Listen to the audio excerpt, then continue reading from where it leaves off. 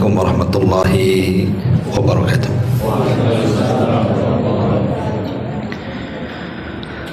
Alhamdulillah, wassalatu wassalamu ala rasulillah wa ala alihi wa sahbihi wa mawalah wa la hawla wa la quwata illa billahi wa ba'du. Kata Nabi sallallahu alaihi wasallam, ya'ti alaikum zaman al-qabid fihim ala dinihi kal-qabid alal jamri.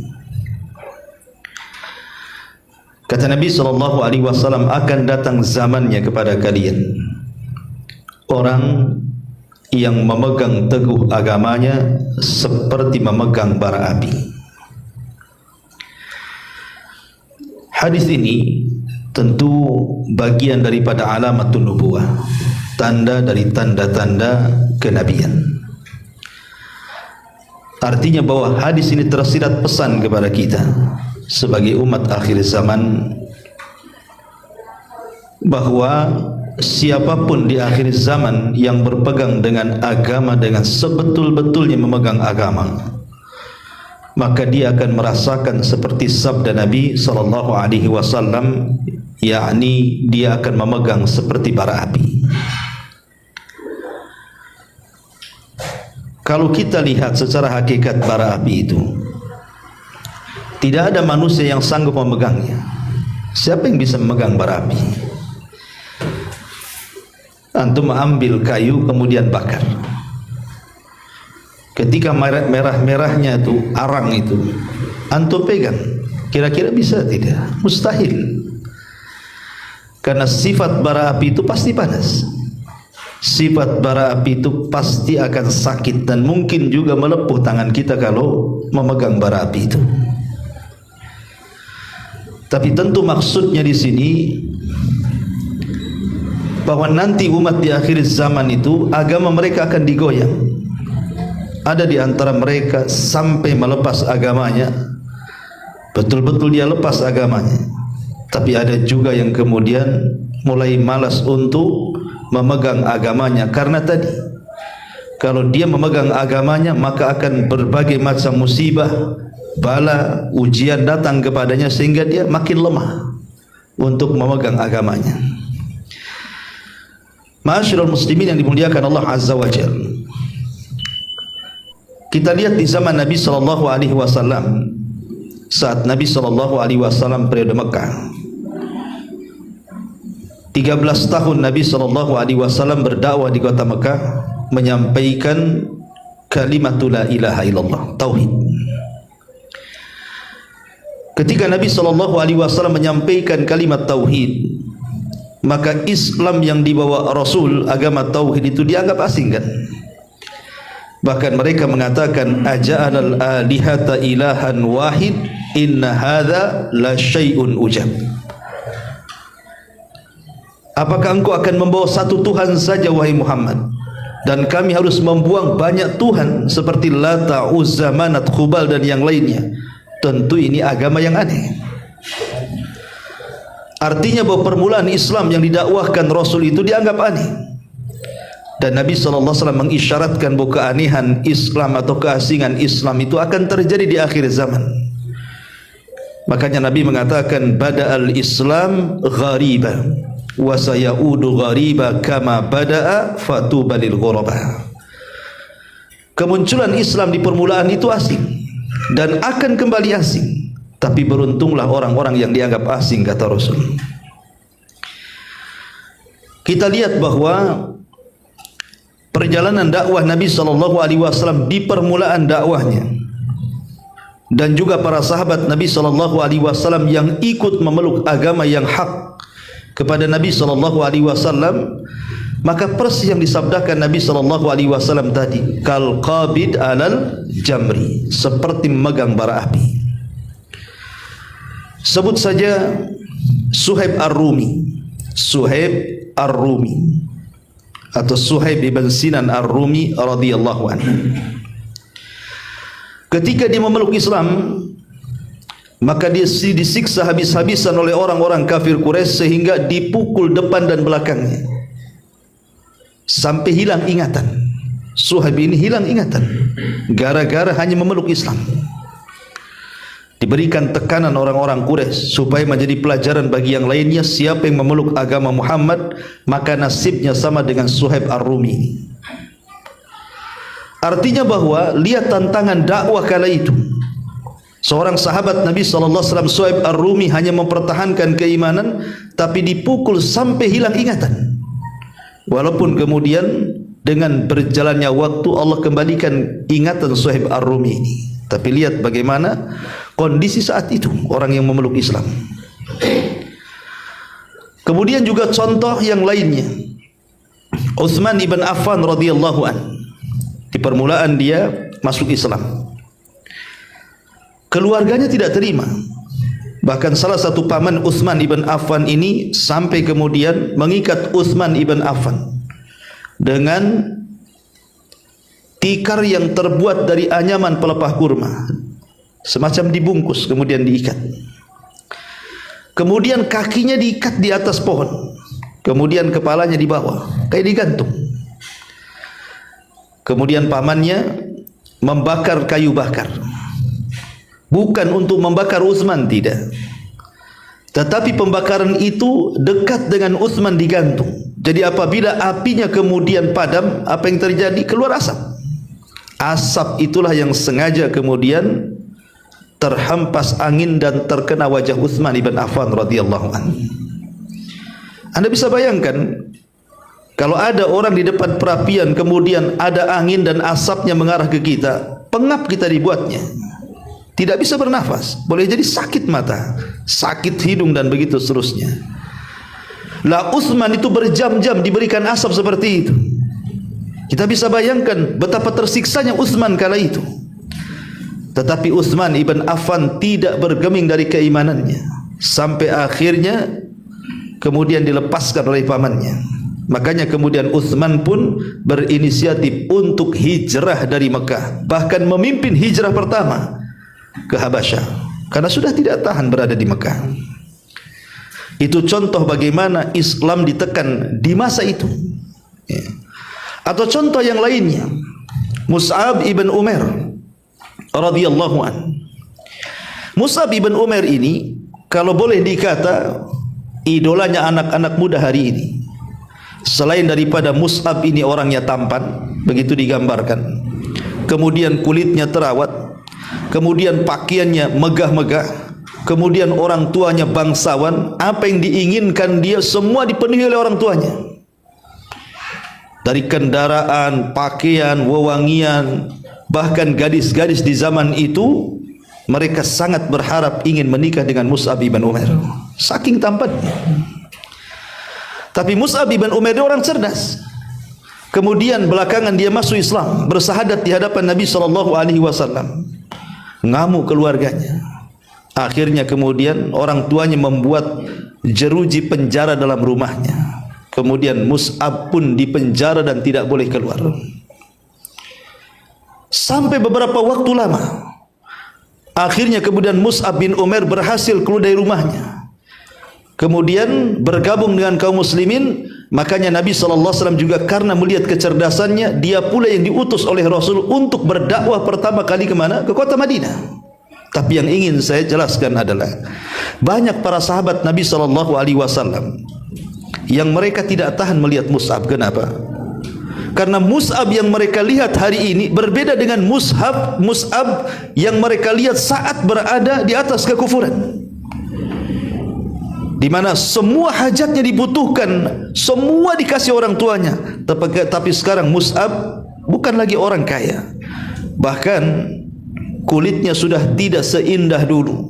Sampai dijelaskan dalam sejarah itu, sampai keluar sisik seperti sisik ikan, karena sudah tidak terawat lagi. Sehingga banyak para sahabat yang tidak sanggup memandang Mus'ab kecuali dengan menunduk dan menangis.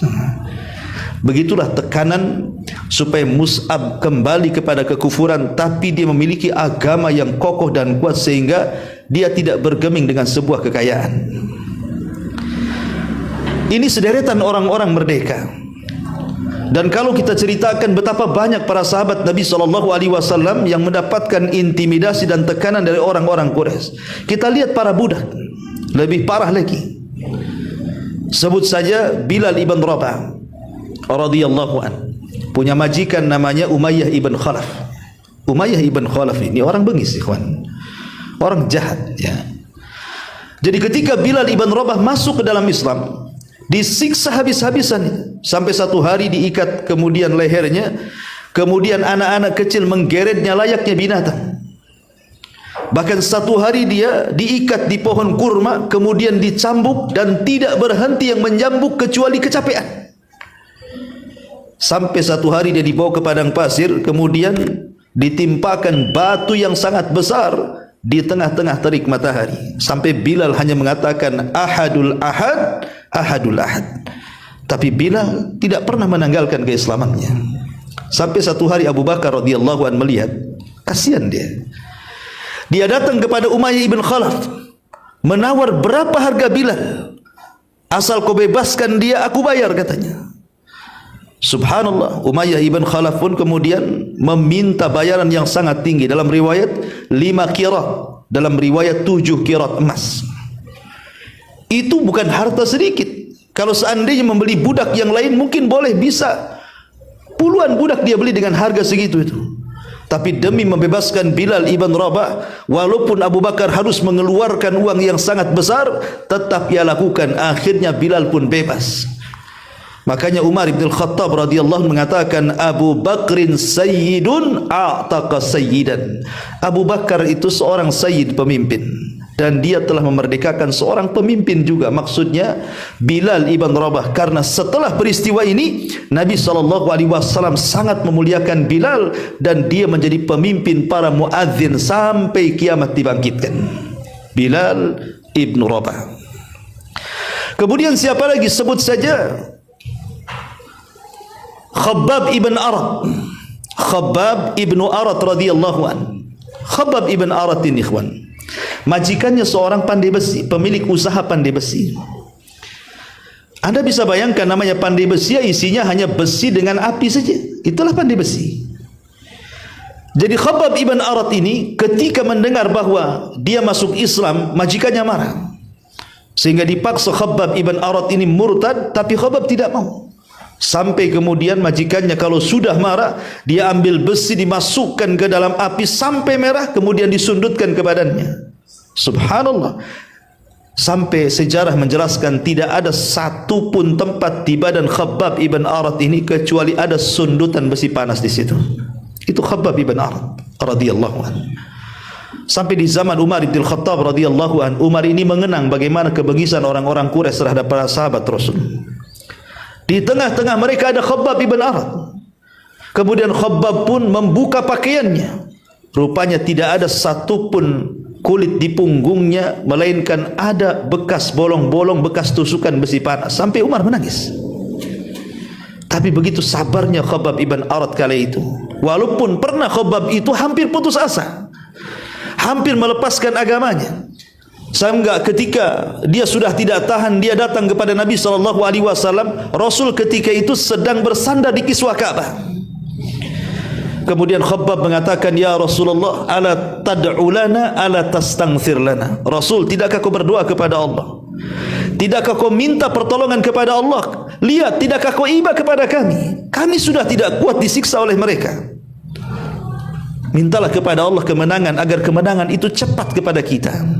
Tapi Rasul SAW hendak menghibur Khabbab dan mengatakan, jangan tergesa-gesa Khabbab, kemenangan itu pasti ada dan pasti datang. Nanti kalau kemenangan itu datang, orang-orang yang berjalan dari Son'a ke Hadral Maut tidak takut kecuali kepada Allah Subhanahu wa ta'ala. Kemudian Rasul mengatakan, ya Khabbab, dulu kata Rasul, ada orang yang dikubur hidup-hidup tapi tidak meninggalkan agamanya. Ada yang disisir dengan sisir besi sehingga terkelupas dari daging dan tulangnya pun tidak menanggalkan agamanya. Bahkan ada yang digergaji sehingga belah tubuhnya menjadi dua, kemudian mati syahid dan tidak pula meninggalkan agama mereka. Ya Khabbab, jangan tergesa-gesa kata Rasul. Setelah mendapatkan penjelasan Rasul, maka Khabbab semakin mantap lagi untuk memeluk Islam. Itulah Khabbab ibn Arat. Yang lebih daripada itu, mungkin keluarga Ammar ibn Yasir. Ammar ibn Yasir ini adalah budak daripada Abu Jahal, Fir'aunnya umat ini. Ketika kemudian Ammar ini memeluk Islam, kemudian Islamnya ditularkan kepada ayah dan ibunya Sumayyah dan juga Yasir, dan ketahuan Abu Jahal, ditangkap tiga-tiganya. Kemudian yang dihadapkan pertama adalah Sumayyah, ibunda daripada Ammar. Kemudian dipaksa untuk murtad, tapi tidak mau dan tetap kokoh dengan akidah Islamnya. Marah Abu Jahal, diambilnya tombak, dimasukkan ke kemaluannya sampai menembus dadanya. Kemudian dia pun mati syahid. Dan itulah manusia yang mati syahid pertama dalam Islam, seorang wanita yang bernama Sumayyah, ibunda daripada Ammar ibn Yasir. Kemudian setelah Sumayyah mati syahidah, maka Abu Jahal kemudian melihat suaminya Yasir dibantai juga sampai mati. Sekarang tinggal anak kecil namanya Ammar. Abu Jahal mengatakan, ya Ammar, apakah kau akan menyusul kedua orang tuamu? Kalau engkau ingin bebas, lakukan dua perkara. Satu, caci maki Muhammad itu sesuka hatimu. Atau yang kedua, pujilah berhala-berhala kami, Lata, Uzza, Manat, Khubal, dan begitu seterusnya. Pada awalnya Ammar ibn Yasir tak mau, tapi karena dia sudah tidak tahan dengan siksaan Abu Jahal, terpaksa pula dia akhirnya menuruti perkataan Abu Jahal. Sebagaimana janji Abu Jahal, kalau dia mau mencaci maki Rasul atau memuji-muji berhala-berhalanya akan dibebaskan. Setelah kemudian itu dilakukan, Abu Jahal pun membebaskan Ammar ibn Yasir ini. Dengan sedih hati dan menangis, Ammar ini datang kepada Nabi SAW menceritakan. Tetapi Nabi SAW mengatakan, ya Ammar, kalau mereka menyuruh engkau untuk mencaci maki diriku, tambahlah cacian itu. Karena ketika itu turun surah An-Nahl, illa man ukriha wa qalbuhu mutmainnun bil iman. Tidak mengapa orang mengeluarkan kata-kata kufur kalau dalam kondisi terpaksa dan dipaksa, tapi hatinya penuh dengan keimanan. Tapi lihat bagaimana keluarga Ammar ibn Yasir, ini keluarga pertama yang mati syahid, ikhwan. Ini bagian kecil, belum lagi budak-budak wanita seperti An-Nahdiyah, kemudian Zunairah, dan banyak lagi. Kalau kita membuka sejarah orang-orang yang disiksa orang-orang Quraisy ini, luar biasa, teramat sangat banyak. Karena hampir secara keseluruhan para sahabat-sahabat, terutama yang lemah-lemah, maka mereka tidak lepas daripada tekanan ataupun intimidasi, bahkan sampai adab fisik dari orang-orang kafir kepada mereka. Dan ini tidak heran, sebelum mereka sudah ada. Lihat Ashabul Ukhdud yang disebutkan dalam surah Al-Buruj, wa ma naqamu minhum illa an yu'minu billahil azizil hamid. Tidaklah mereka diazab oleh musuh-musuhnya kecuali hanya mengucapkan kalimat Rabbunallah, Rabb kami Allah. Lah dari sini kita tahu bahwa itulah kondisi Islam di permulaan. Banyak tekanan, banyak intimidasi, bahkan sampai kepada penyiksaan, bukan hanya ideologi, sampai kepada fisik. Lah Nabi SAW mengatakan di hadis yang tadi saya sebut di awal, bahwa kondisi Islam itu akan seperti itu di akhir zaman. Bagaimana dulu para sahabat Rasul memegang Islam itu kan seperti memegang bara api, kan begitu. Kalau mereka pegang dengan betul-betul memegang, lihat akibatnya, disiksa. Makanya banyak para sahabat yang kemudian hijrah ke Habasyah 2 kali. Dan ketika kemudian diizinkan hijrah ke Madinah, semua sahabat hijrah ke Madinah. Kenapa? Karena mereka ingin menghindari permusuhan-permusuhan yang sengit yang dilancarkan orang-orang Quraisy kepada para sahabat Nabi SAW. Lah Rasul ingin menghabarkan ini kepada umat akhir zaman, kepada kita, bahwa umat Islam di akhir zaman sama.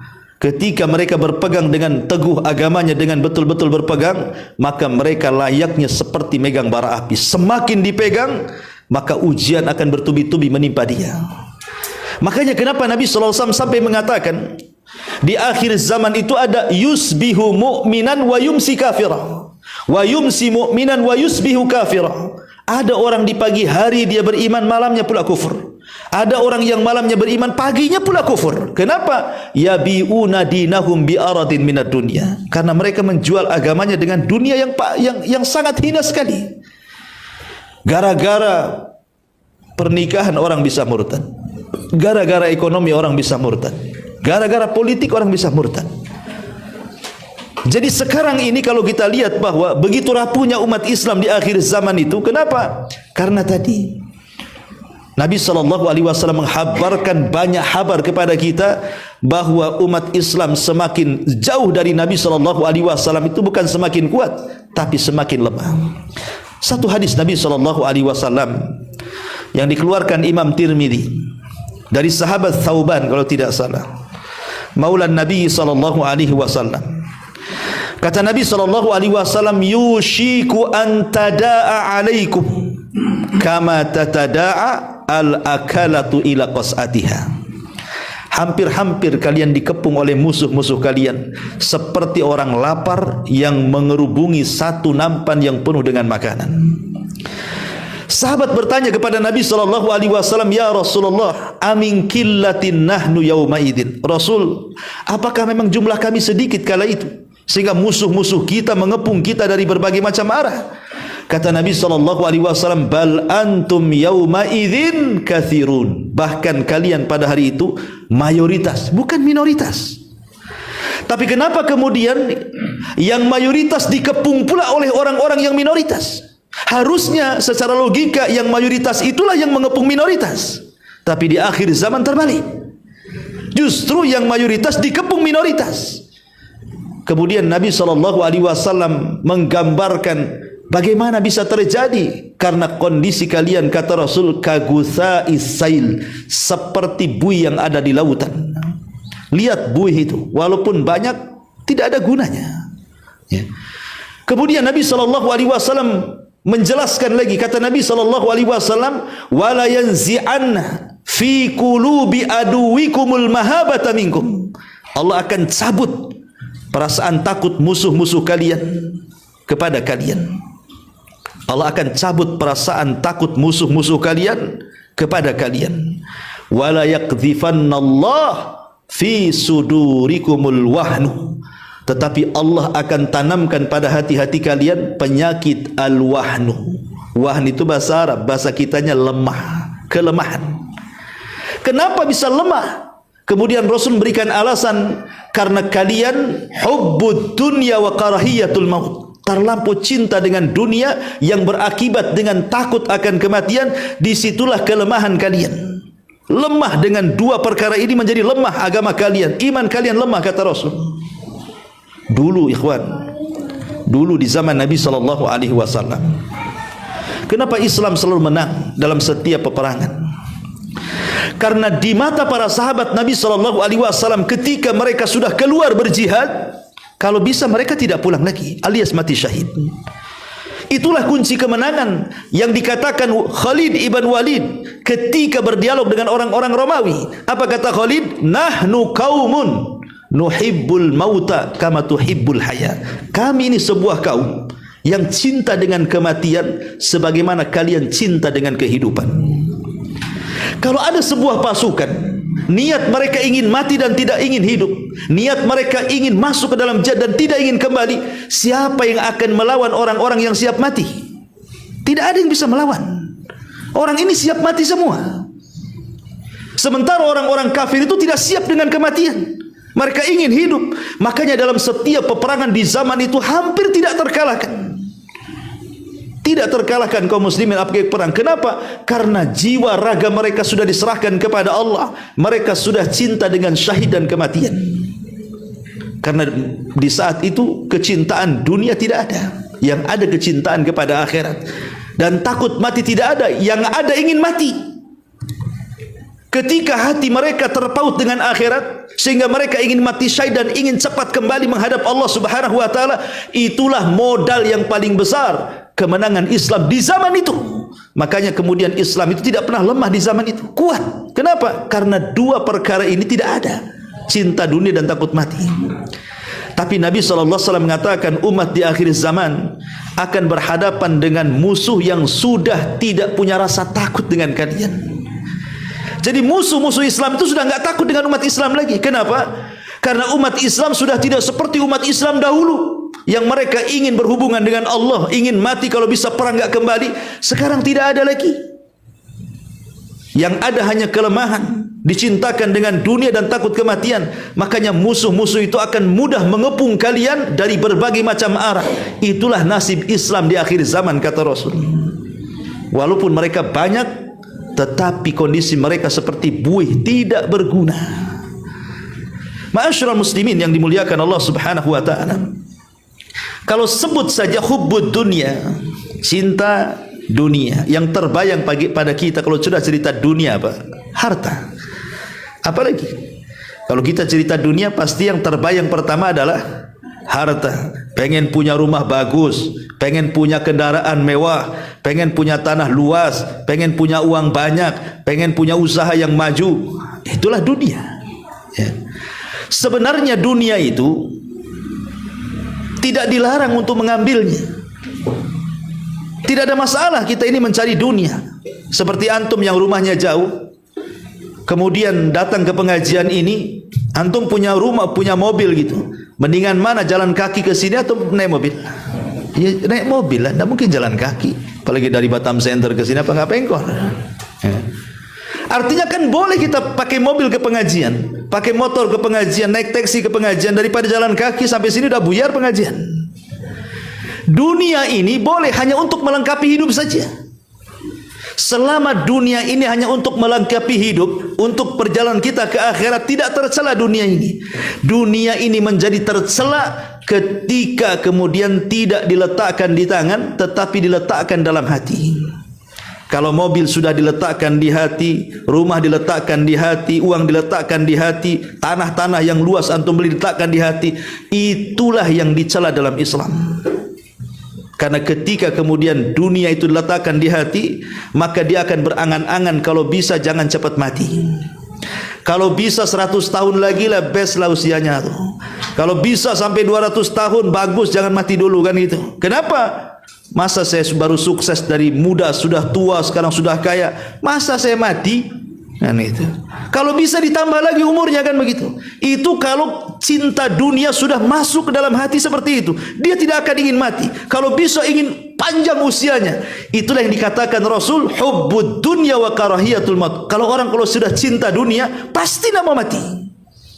Gimana mau mati? Ya, capek dari pagi, siang, sore, dari remaja, dewasa sampai tua, sudah punya segalanya, tiba-tiba ditinggal begitu saja kan gitu. Secara logika kan rugi. Tetapi itu pula yang menjadikan kelemahan kita di hadapan musuh-musuh kita. Ma'asyiral muslimin yang dimuliakan Allah Azza wa Jalla. Kalau kita lihat asli Islam di akhir zaman ini, ikhwan, terkadang kita tidak sadar.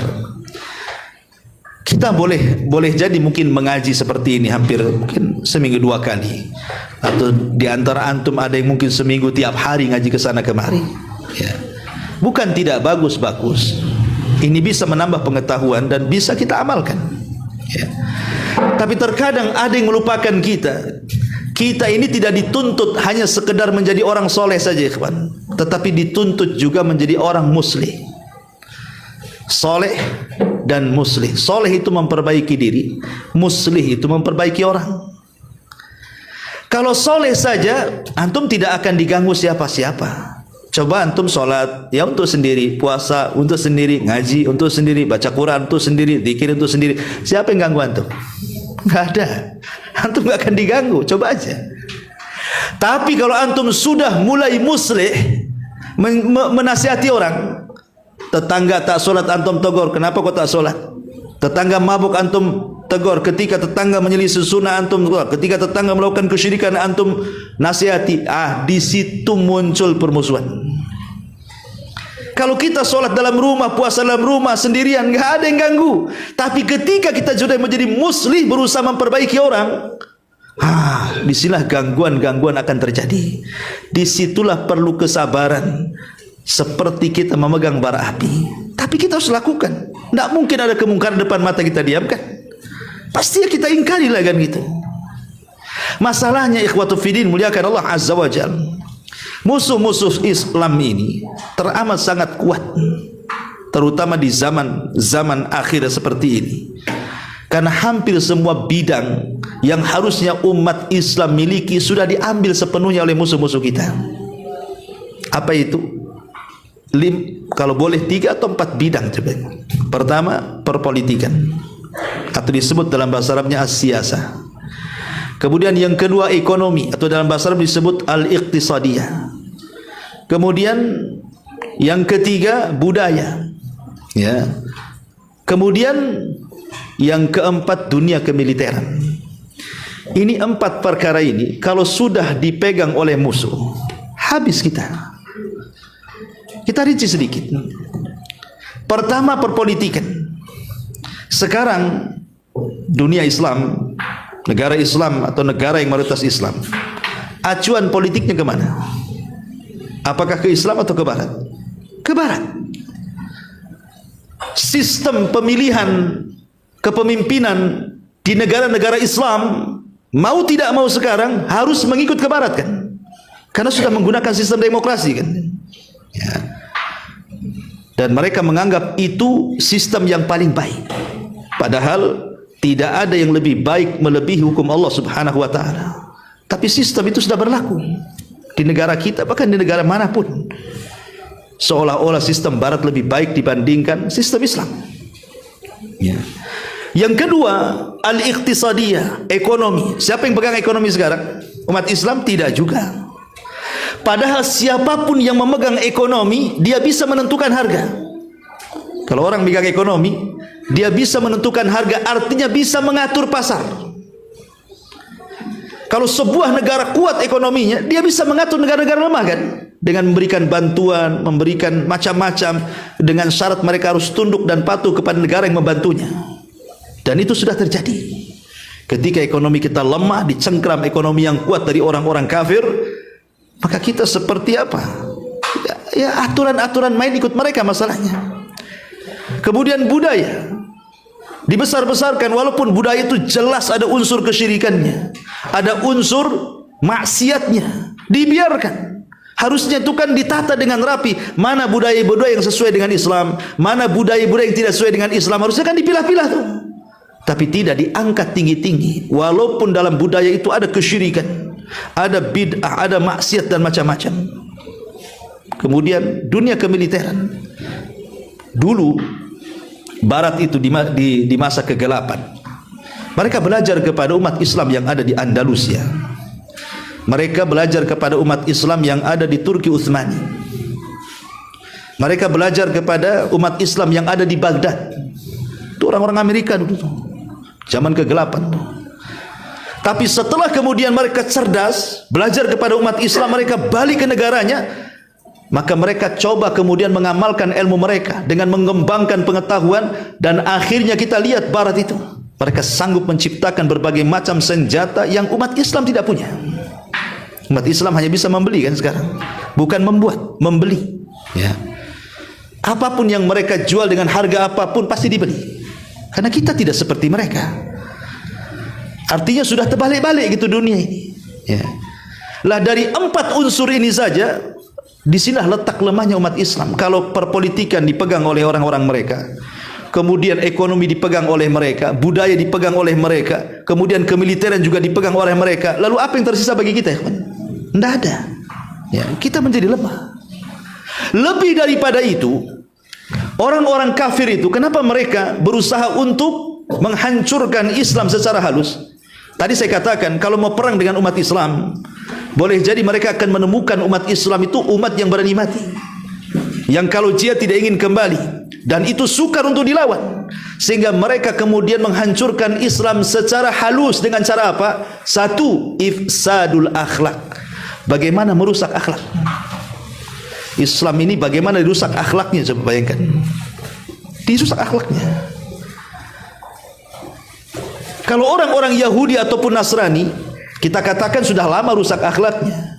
Kenapa? Karena kitab-kitab rujukan mereka, Taurat dan Injil, memang sudah dirubah oleh tangan-tangan mereka. Sudah bukan firman Allah lagi, bahkan sudah tercampur dengan firman-firman manusia kan, ucapan-ucapan manusia, sudah tidak asli lagi. Sehingga akhlaknya Yahudi Nasrani itu sudah lama kacau. Karena kitab rujukannya pun sudah tidak asli lagi, sudah tidak lagi, keotentikannya sudah nggak ada gitu ya. Tapi umat Islam ini, Al-Quran masih tetap dijaga oleh Allah Subhanahu wa ta'ala sebagaimana turunnya sampai hari ini, tidak ada perubahan, sehingga masih bisa dijadikan acuan. Sehingga kemudian orang-orang di luar daripada Islam itu berusaha apa? Menjauhkan umat Islam dari Islam, walaupun mereka tidak meninggalkan Islam. Tujuan mereka itu Sebagian mereka tidak apa-apa, umat Islam tidak harus jadi Yahudi, tidak harus jadi Nasrani, tidak harus jadi agama-agama yang lain. Tidak perlu, biarkan mereka di atas keislamannya, tapi rusak akhlaknya. Dirusak mulai akhlaknya. Ya, Islam gitu ya, tapi mabok gitu ya. Islam banyak duitnya tapi tak zakat. Islam banyak duitnya, dia maulah jalan ke sana sini ke negeri-negeri mana, tapi tak mau pula naik haji dia. Ya. Islam ya, tapi bertato di mana-mana. Biarkan mereka Islam. Ya. Yang penting Islam, tapi akhlaknya dihilangkan. Kemudian yang kedua, takhtitul fikri. Mereka mulai menghancurkan keyakinan. Jadi bagaimana umat Islam itu dihancurkan keyakinan kepada agamanya sendiri, sehingga mereka dijauhkan mempelajari siapa Tuhannya, siapa nabinya, apa agamanya. Yang penting Islam tertulis di KTP saja. Bahasanya Islam KTP cukuplah kan itu. Kemudian tentu ketika mereka hendak menghancurkan sesuatu, mereka akan menawarkan yang lainnya. Ketika akidah umat Islam sudah mulai roboh, maka datanglah penawaran dari mereka. Ini ajaran bagus, liberalisme, mau tidak? Ini ajaran bagus, sekularisme, mau tidak? Ini ajaran bagus, ajaran PKI dan yang lainnya, ya, mau tidak? Ditawarkan tuh. Ya. Ketika kemudian akidah yang sahih roboh, mereka menawarkan kemudian kebebasan-kebebasan dibungkus dengan ucapan-ucapan yang indah. Mulailah satu demi satu tertariklah umat Islam ini. Jadilah dia liberal, jadilah dia sekuler, jadilah dia ateis, jadilah dari macam-macam. Ikhwatu fiddin muliakan Allah Subhanahu wa taala. Dan anehnya setiap pengikut kesesatan ada saja pengikutnya. Ada satu dua jadilah. Orang ngaku nabi saja jadi itu, ada pengikutnya satu dua. Orang ngaku Imam Mahdi saja ada pengikutnya. Bahkan orang ngaku Tuhan lo ada pengikutnya. Kata orang Arab tu likul lisakitin lakit gitu. Setiap barang jatuh ada aja yang ngambil tuh. Ya, artinya setiap yang menyebarkan kesesatan itu ada aja pengikutnya gitu. Kenapa? Karena akidah umat Islam sudah luntur. Kemudian penawaran-penawaran dari luar itu terlalu banyak pemahaman yang jauh dibandingkan pemahaman Islam. Itu mulai dihancurkan tuh keyakinannya. Kemudian yang ketiga, mulai idhabus syahsiyah. Kalau sudah mereka akhlaknya hancur, kemudian keyakinannya hancur, maka mereka akan berusaha untuk menghapus identitas kaum muslimin. Mulai dari nama orang, kalau bisa jangan nama Islam. Ya, namamu siapa? Abdurrahman, ganti Jack. Nah, Jack itu siapa gitu ya. Namamu siapa? Abdul Aziz, ganti Michael gitu ya. Namamu siapa? Pokoknya mulai dari nama itu dirubah tuh, dibuat kayak nama-nama mereka. Kemudian setelah nama, mulai dari penampilan pakaian. Mulai mereka membuka aurat gitu ya. Mulai mereka kemudian menampakkan pakaian-pakaian ala kafir. Mulai itu persis seperti sabda Nabi sallallahu alaihi wasallam, la tattabi'anna sanana man kana qablakum shibran bi shibrin wa dhira'an bi dhira'in hatta law dakhalu juhra dhabbin la dakhaltum. Kalian akan mengikuti tata cara umat sebelum kalian, maksudnya Yahudi dan Nasrani. Awalnya sejengkal, kemudian sehasta, kemudian sedepa, kemudian bisa saja sekilo tuh. Sampai kalau seandainya ada lubang biawak yang berliku-liku dalam tanah itu, kalian pasti akan ikut di belakangnya, kata Rasul. Dan itu sudah terjadi. Dimulai identitasnya dihilangkan kan. Mulai identitas nama, identitas pakaian, pendidikan, cara berfikir. Dan kalau seperti itu, lasnya apa ikhwan? Al-wala. Pasti akan meletakkan loyalitas kepada orang kafir. Ujungnya kan seperti itu. Kalau sudah akhlaknya rusak, keyakinannya rusak, identitas Islam hilang, maka yang tersisa apa? Al-wala bil kuffar. Pasti akan menanamkan loyalitas kepada orang kafir. Kalau sudah begitu hancur Islam. Ya. Lah inilah kondisi-kondisi di akhir zaman seperti ini, ikhwan, yang disabdakan Nabi SAW.